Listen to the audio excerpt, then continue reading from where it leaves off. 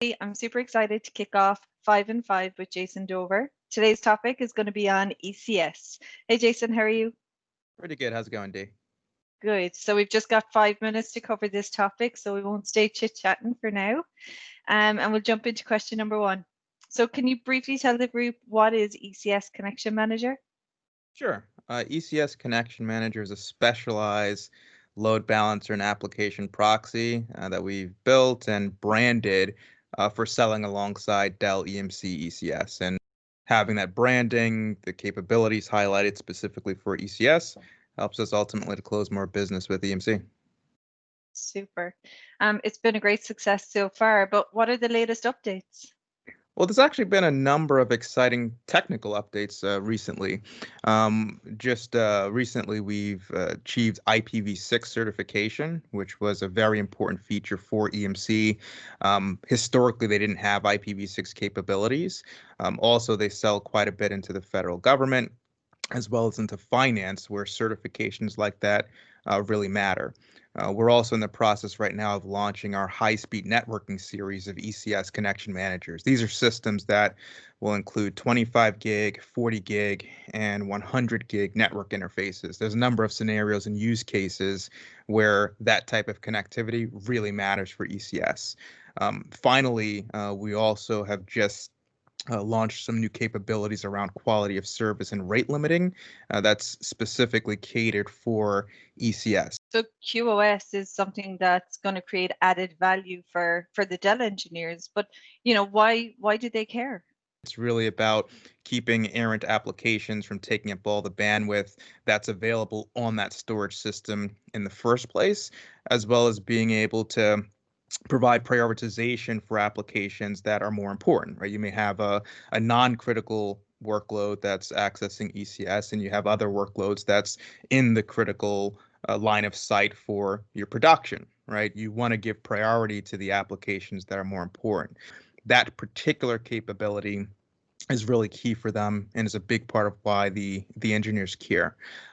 Beyond that, just having a product that's critical for the operation of ECS more closely coupled reduces a lot of friction for them. The normal motion prior to our engagement with them was as follows. They go into a storage deal. They're working with the storage team. The storage team aren't networking experts, aren't even necessarily application experts. And so load balancing, application delivery may not be something that's top of mind for them. They would then get to POC stage, get further along into the deal, and all of a sudden, oh, we need a load balancer. We haven't really thought about that yet. So they would look at the incumbent that they were leveraging, depending on who that was. That may have been a significant addition to the budget, or they would have to now involve the networking team, right, which also added extra complexity. So having a product that you get to consider just a part of the stack that's managed and self-contained within the storage organization allows those projects to get done with less friction and ultimately get done quicker. And we saw that example very much with the latest Windwire that Tony Sandberg sent out, where the storage team just took full ownership of the load balancers because it just made sense. Are there any other specific use cases that we know about that we think are valuable? Yeah, there are a number of different use cases as we've worked with the SE team and product and so forth that we've come across. One is really simple, but it's really important for EMC, and that's when it comes to network isolation.